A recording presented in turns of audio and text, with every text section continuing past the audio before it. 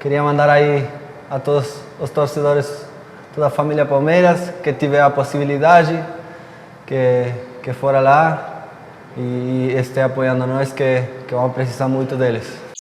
Quando surge o Alviverde, eu surjo por aqui com mais um vídeo no canal Contra Tudo e Contra Todos. Galera, canal do Verdão, provavelmente tá com o link aqui na descrição aí, tá? Você sabe que eu tô lá no canal do Verdão e tô aqui no Contra Tudo e Contra Todos, também o original. Olha só, Palmeiras e São Paulo domingo, as últimas do Verdão que você vai ver agora. Esse jogo aí, hein? É isso aí, professor. Faça o seu trabalho, que você faz muito bem, e a gente faz o nosso. Quer falar do clássico, quer falar da rivalidade, quer falar dos dois técnicos, não é, Eugênio? Mas o Abel, né, que tem um histórico aí de entrevistas muito polêmicas, muito fortes, declarações pesadas. Nesse caso aqui, nessa situação, ele fugiu da polêmica. Ele não foi para o choque, ele não foi para o embate. Porque... Mas para que iria? Qual que é a polêmica? Não, a declaração... Foi para o choque, rei. Porque o Carpini, que fala antes do Abel, né? E o Abel viu a entrevista do Carpini antes de fazer a dele, o Carpini leva para o pessoal. Olha aqui, já enfrentei ele 5 vezes, ganhei 2, mas ganhei com Água Santa e com Santo André e não sei o que. Deixou claro que não eram duelos justos no sentido de que o Abel tem muito mais qualidade no elenco. Ele deixou isso claro. E mesmo assim falou que foram todos jogos muito parelhos, muito equilibrados. Então, ou seja, ele tentou estabelecer um confronto dele com o Abel. E quando o Abel fala, ele responde o quê? Não sou eu contra ninguém, é o Palmeiras contra o São Paulo. Será que o Carpini tentou? O Carpini tentou ou ele respondeu ao que foi perguntado? Você acha que eu não ouvi aqui a pergunta, mas ele poderia ter feito na resposta dele o mesmo que o Abel falou. Não sou eu contra ninguém, é o Palmeiras contra o São Paulo. E ele levou e ele estabeleceu ali uma questão de eu contra ele.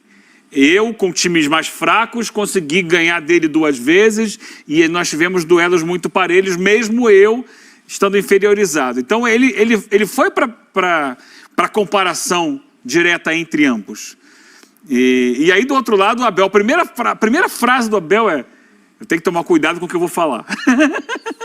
Porque você sabe que ele está ali querendo soltar, mas isso é uma coisa de vocês, comparação de vocês, não sou eu contra ninguém e tal. Ele virou a voz da experiência ali contra o Carpini, que está... Por isso que eu falo do Carpini. Está numa fase ainda muito jovem, ainda precisa ganhar rodagem em algumas questões, como o Abel já demonstrou ali. Não vou entrar... Porque era a situação ideal para o Abel levantar e... Alguém levantou para ele cortar na ponta de rede, ele não cortou. Mas ele não falou nenhuma mentira, o Carpini. Sim. O que ele falou é verdade, realmente. Mas ele meio que cresceu em cima do Abel. E ele ainda não tem estofo para isso. Ele ainda não tem história para se estabelecer numa comparação com o Abel. Ele chegou agora ao São Paulo. Ele dirigiu times pequenos. O Abel tem coleção de Libertadores, Campeonato Brasileiro, Campeonato Paulista, Copa do Brasil. Não são treinadores hoje no mesmo nível. Claro que não. Não são. Então não dá para ele se colocar numa prateleira assim. Não, eu enfrentei ele e tive... Pode ser que daqui a alguns anos ele possa dizer isso. Mas agora não. E acho que isso deixou o Abel assim... Qual que é a sua interpretação, então, mesmo do tipo de reação que teve o Abel? Você acha que ele não quis ir pro... o Abel... vou responder no campo... O Abel tem 2 coisas. A primeira frase é muito marcante. Tem que pensar bem no que eu vou falar. Tem que tomar cuidado com o que eu vou falar. Por quê? Ele ficou chateado com aquilo. Você acha? Ele ficou chateado. Porque o outro, o Carpini, tentou crescer em cima dele. Eu entendo dessa forma. Só que aí ele faz um esforço, que para ele deve ter sido um esforço gigantesco, para não aumentar a polêmica colocar água na fervura. Exatamente. É isso. Até para não se colocar no nível do outro. Sim, eu não vou entrar nessa disputa, porque Sabe? Eu confesso esse cara, que eu não quem tinha é esse cara tido pra essa... estar estabelecendo comparação entre nós dois? Então não vou disputar isso. A disputa não é entre a gente, é entre São Paulo e Palmeiras. Eu não tinha tido essa interpretação, mas estou refletindo aqui. Pode ser, pode ser.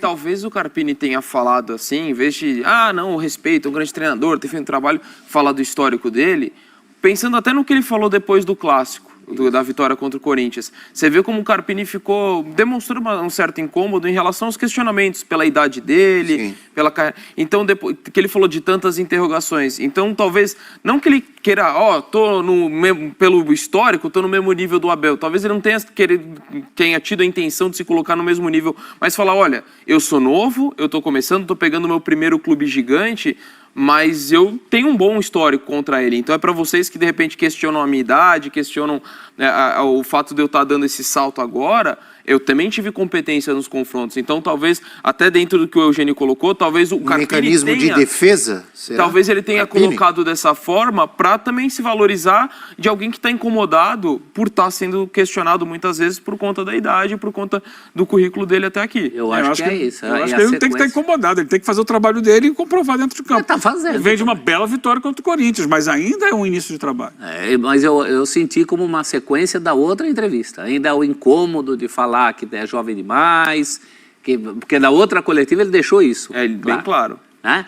E, assim, os argumentos que ele usou são argumentos matemáticos, né? Até aqui ele tem esses resultados contra o Abel. Claro que o tom... Isso que eu falei, não falou nenhuma mentira. Não falou nenhuma mentira, mas ao usar essas coisas, está querendo sim.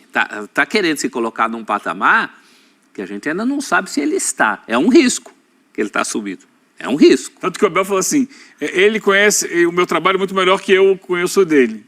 Você entendeu? Assim, o Abel está em exposição, em destaque há muito tempo. Os trabalhos do Carpini são trabalhos de menor repercussão até aqui. Então ele estabelece aí peraí, eu estou aqui... Ele tem mais a estudar sabe. do que eu.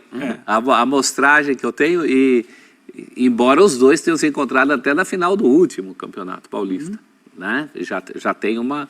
E apesar do massacre que foi o segundo jogo e do merecimento absurdo, incontestável do título palmeirense, houve uma grande surpresa, sim, com a vitória do Água Santa no primeiro jogo. Ninguém esperava aquilo. E uma vitória categórica.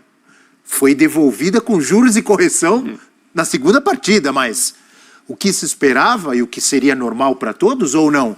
Seriam 2 vitórias do Palmeiras, com muito mais estrutura, com muito mais investimento, com muito mais camisa, com muito mais torcida, com muito mais tudo, não é? Sim. De qualquer maneira, houve ali algo positivo também, apesar do massacre, repito, no segundo jogo, houve algo positivo a favor do Carpini também ali. Claro que tem, o simples fato dele chegar à final é muito positivo. E é óbvio que ele tem qualidade no trabalho dele, que ele tem potencial, só que Nelson Rodrigues, né, professor, tinha uma frase que era qual o conselho que você dá aos jovens? E ele dizia, envelheçam. É isso. Tem coisas que só o tempo vai... Só o tempo vai dar, ele está com a gana de mostrar, de se afirmar, mas é o tempo que vai trazer isso, o resultado do dia a dia, do trabalho dele dentro de campo. O time dentro de campo tem que falar por ele, não ele precisa ficar advogando nisso, entendeu? E essa é a questão. O Abel Ferreira tem 45 anos. O Thiago Carpini tem 39 anos. Também não é tanta diferença. Os dois são jovens como técnicos. E o que já tinha feito, o que já tinha conquistado, como era a carreira de Abel Ferreira quando tinha 39 anos. A mesma idade de Carpini hoje. Olha aí, professor Celso, amigos e amigas. Carreira de Abel Ferreira quando tinha 39 anos. Sporting B e Braga B. Eram os clubes que ele tinha dirigido. Tinha um título, Taça de Honra da AF Lisboa de 2003. O que é AF? EIF? Associação de Futebol, será? Deve ser. E a carreira tinha passado pelo Sporting B e Braga B antes de assumir a equipe principal do Braga. Ao final da temporada 17-18, terminou a Liga Portugal em 4º lugar. Fez 75 pontos, recorde do time até 22-23. Semelhanças? Um era um ex-lateral, o outro era um ex-meio-campista, ambos de passagem pouco significativa. é difícil comparar, né? É uma comparação mesmo. O Carpini me parece que... São realidades muito diferentes, né? Países diferentes. O Carpini deu uma acelerada recente e interessante. No ano passado ele tem 2 vice-campeonatos muito difíceis. Do Juventude ele pegou um time que estava ameaçado de cair para C, levou ao acesso à Série A. Mas já tem um currículo até extenso de clubes, né? Sim, Santo André, não é? Santo André. Inter de Limeira. Guarani, se eu não me engano. Me parece que a essa altura da vida o Abel não tinha tantas passagens como teve o Carpini, né? Aí você pode falar assim, você passou por tanto clube que também não tinha se firmado em nenhum. Mas me parece que o Carpini, a essa altura, para comparar só até aí, ele fez mais do que o Abel até os 39. É que dos 39 para frente o Abel decolou de uma maneira Aí foi... que eu não sei se o Carpini decolará daqui a 7 anos. Muito provavelmente não, né? O Abel se tornou o grande técnico da história de um clube que tem grandes técnicos. O Carpini, depois de por volta de 3, 4 anos trabalhando como auxiliar técnico, aí em 22, 23, temporada de 2022, aí sim foi técnico do Guarani, depois Oeste, Inter de Limeira, Santo André, Ferroviária, Água Santa, Juventude e São Paulo. Eu acho que a proposta tem que ser invertida.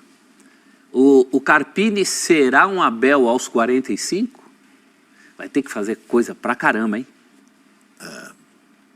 Por baixo, 2 libertas, Copa do Brasil. 2 libertas, 2 brasileiros. Não é impossível. 2 paulistas, 2 ou 3? Até perdi a conta, é tanto título do Abel Ferreira, mas 2 Libertadores, 2 brasileiros, 1 Copa do Brasil, já é coisa pra dedéu, hein? Nossa, é coisa beça. A beça é boa também. Por isso que o Eugênio acha a comparação precipitada e com razão. Nesse momento, não há comparação. Não há essa comparação, né? Essa comparação seria injusta com o Abel. Bom, de qualquer maneira, ele está com um grande clube, um clube que pode dar a ele, ao Thiago Carpini, a oportunidade também de lutar pelos títulos que o Abel lutou com o Palmeiras. Ele sente isso quando, com todo o cuidado, e nas palavras dele, com todo o respeito, ele falou que o Água Santa não tinha o material, ainda mais depois do que o Mano falou do Cuiabá, os técnicos têm que ter muito respeito quando colocam isso, né? Mas acho que ficou claro o que ele quis dizer. As armas para este duelo agora são mais iguais. Olha, vamos dar uma olhada nas campanhas de Palmeiras e São Paulo até aqui no Campeonato Paulista. Não só, só teve Campeonato Paulista, eu ia falar não só teve Campeonato Paulista. O jogo de domingo é a Supercopa, não tem nada a ver, mas a gente pode falar do que os times fizeram até aqui, antes de chegar nesse jogo de domingo. 4 jogos só nesta temporada, o Palmeiras com 3 vitórias e 1 empate, aproveitamento igualzinho, 3 vitórias e 1 empate também do Tricolor, então os dois com 83,3%, os dois com 7 gols marcados, o Palmeiras sofreu 1 gol a mais que o Tricolor, e o artilheiro do Palmeiras é o Veiga, o garçom é o Marcos Rocha, o artilheiro do São Paulo, por incrível que pareça, é o Luiz Gustavo, acabou de chegar, não é atacante. Mas incrível até para ele mesmo, ele falou pra gente não se acostumar, mas está fazendo gol. 2 gols, e o Wellington Rato com 3 assistências, uma delas, pelo menos uma que eu me lembro, que todo mundo lembra, espetacular. Aliás, 2 foram contra o Corinthians, mas a primeira foi um lindo passe pro Caleri, né? A segunda foi no escanteio. Como chegam os dois times para esse jogo de domingo, Eugênio? Tem favorito? Olha que pergunta fácil. A gente olha as campanhas no Campeonato Paulista, são campanhas muito semelhantes. A gente olha para os elencos, a gente vê que o São Paulo chega com mais opções do que o Palmeiras. O Palmeiras é um elenco mais enxuto e não conta hoje, por exemplo, com o Hendrick, não conta com o Dudu. Aliás, que história do Dudu, né? O golpe que ele recebeu lá do cara que trabalhava com ele é impressionante. Caramba.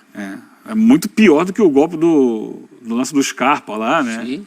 É um valor muito maior. 18 milhões? 18 milhões. Nossa.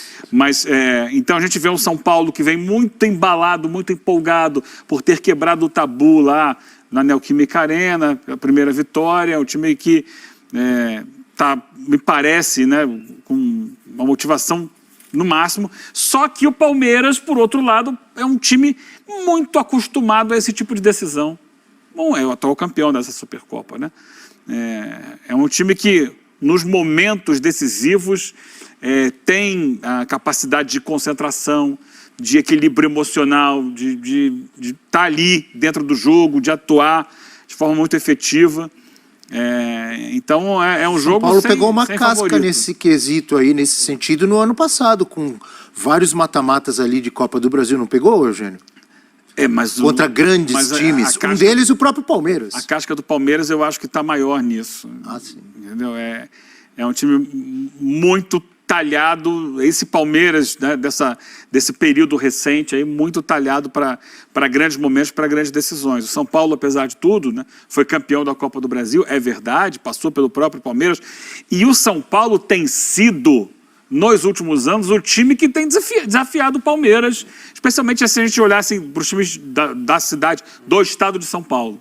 Quem foi capaz de ganhar do Palmeiras, de eliminar o Palmeiras 2 vezes de Copa do Brasil, de ser campeão paulista em cima do Palmeiras, embora tenha também várias derrotas, mas o time que tem conseguido equilibrar esse duelo, de certa forma, de também causar danos ao Palmeiras, tem sido o São Paulo. Então, Independe de técnico isso, né? Com o Rogério já aconteceu, com o Dorival já aconteceu e vai tentar agora com o Carpini. Mas você fez uma análise de casca, de experiência, etc e tal. Mas analisando os times, os elencos, qualidade técnica de jogadores, dá para dizer que é um confronto equilibrado? Eu vejo assim, ainda mais para um jogo só. A vantagem do São Paulo é a maior quantidade de opções para montar o time do que o Palmeiras. A vantagem do Palmeiras é um trabalho muito mais sedimentado, muito mais longevo e muito mais testado em grandes momentos. É isso, se tem algum favoritismo, a gente, assim, em sã consciência a gente vai dizer que não tem, mas aí você como apresentador vai apertar a gente e nós vamos dizer que o Palmeiras tem um favoritismo residual. É resíduo de todo um trabalho aplicado.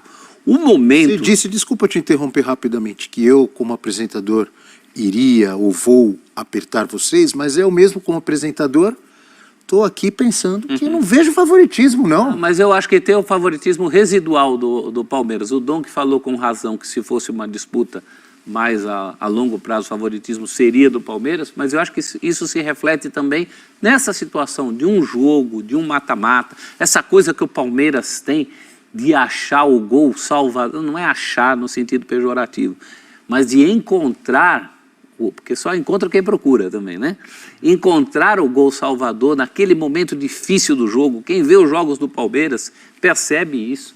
Foi assim em Novo Horizonte, foi assim de uma certa maneira em Bragança Paulista, num jogo em que qualquer time do mundo jogando com as reservas já estaria conformado com aquele 0-0 e o Palmeiras ganha. Mas aí é contra o São Paulo, amigo. Não, e tem sido assim no... Não comparar o São Paulo com o Novo Horizontino e Bragantino. Mas tem sido assim no Campeonato Brasileiro do ano passado, contra times de Série A também. Isso não é por acaso. O Veiga não aparece na área para fazer o gol da vitória, eventualmente de cabeça, ou ele mesmo serve para algum companheiro. Não é por acaso. Isso é o trabalho do Abel. Esse é o residual. Trabalho e qualidade que o Palmeiras tem, que o Veiga tem. É isso. O São Paulo também tem qualidade. Eu acho que até um jogo nesse momento, nesse recorte da semana, até um jogo mais, não digo vistoso, mas assim, mais aberto, vai mais para o jogo. Essa não é a característica do Palmeiras.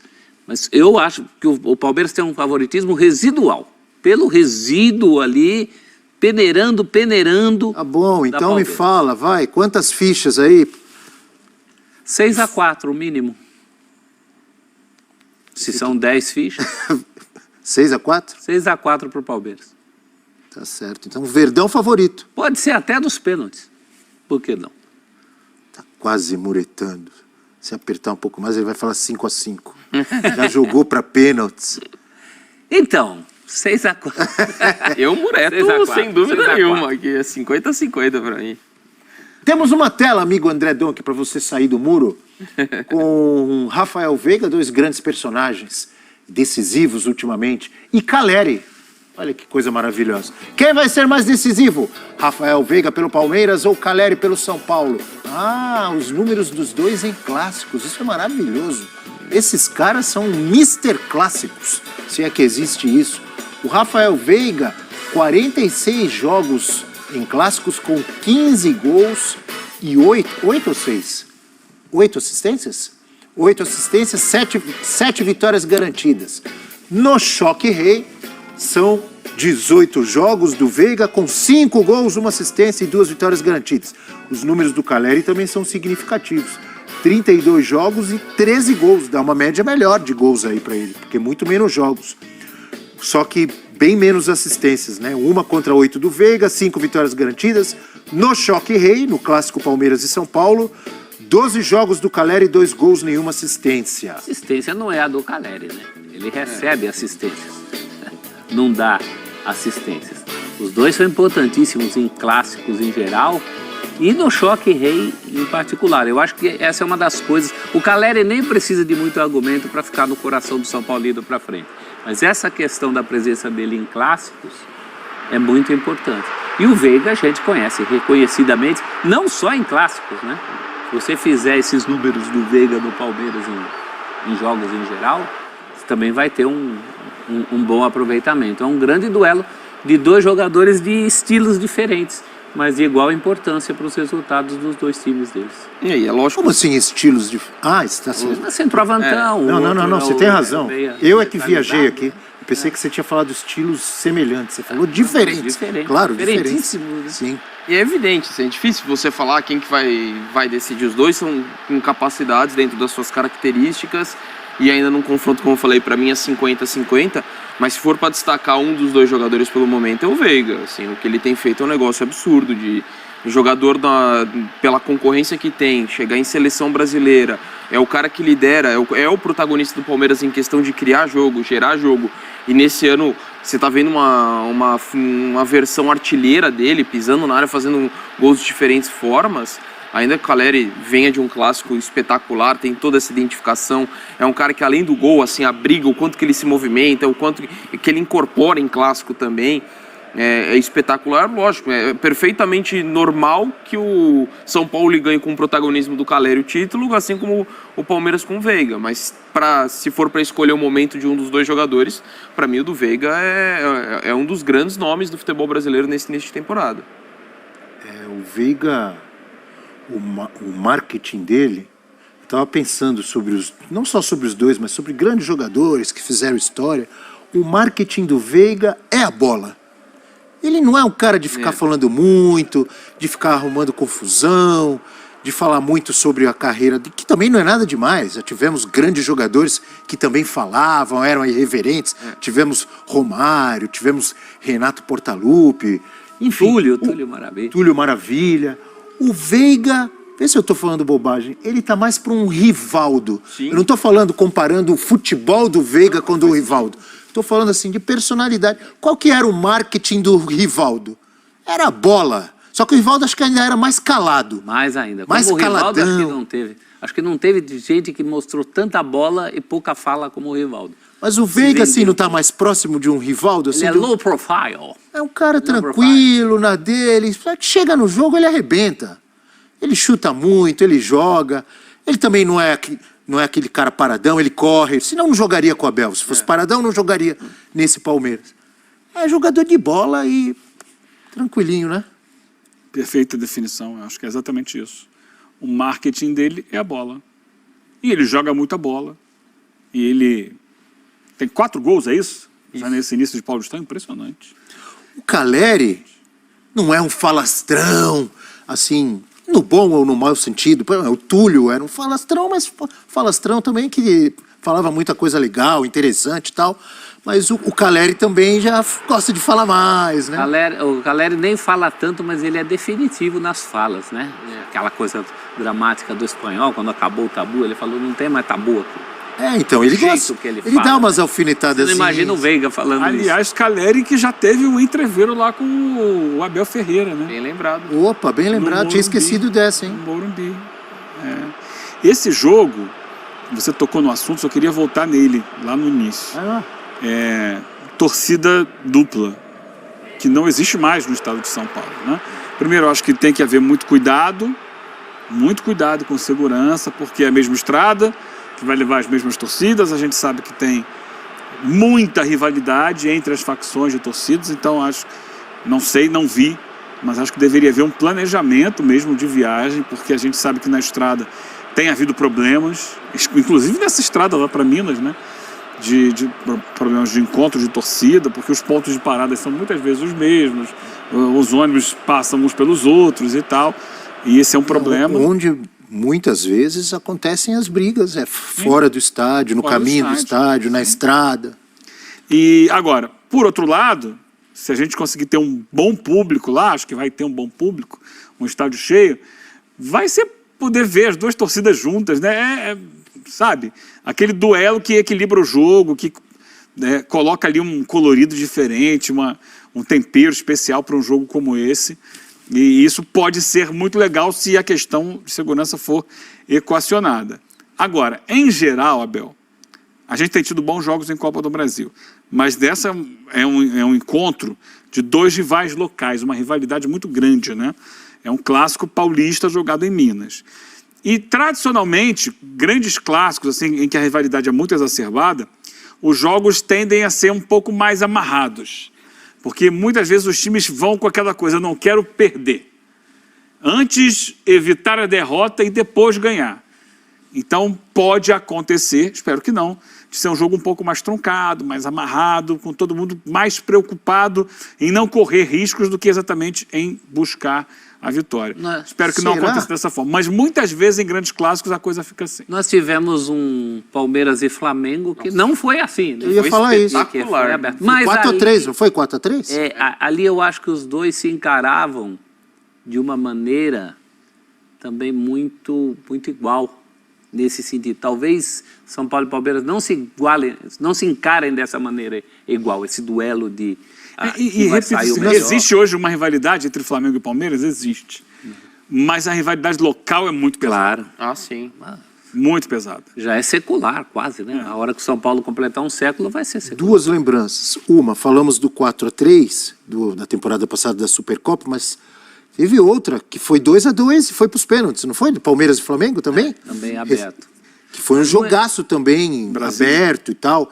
E outra lembrança importante é que no Sport Center, o Sport Center que vem logo depois do F360, teremos uma matéria do Rafael Valente, falando do esquema de segurança para esse jogo em Belo Horizonte. Exatamente o assunto que você abordou aqui. Então fiquem atentos, acompanhem o Sport Center logo depois do F360 e uma reportagem muito legal do nosso repórter Rafael Valente sobre o esquema de segurança. Lembrando, Eugênio, você que é um especialista e um jornalista também muito ligado, especializado em carnaval, em desfiles, que Mancha Verde, Independente e Dragões da Real desfilam no mesmo dia, no sábado, é isso? Sexta-feira. Na sexta-feira, desculpa. O primeiro dia de desfiles no AMB, das escolas de samba de São Paulo, na sexta-feira, dia 9, é isso?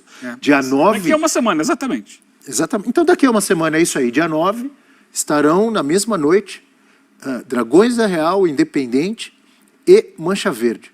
Só que eu acho que é primeiro a Independente, depois a Dragões, aí tem uma escola no meio, depois a Mancha Verde. Esperamos também que, no clima de paz, pelo amor de Deus, né?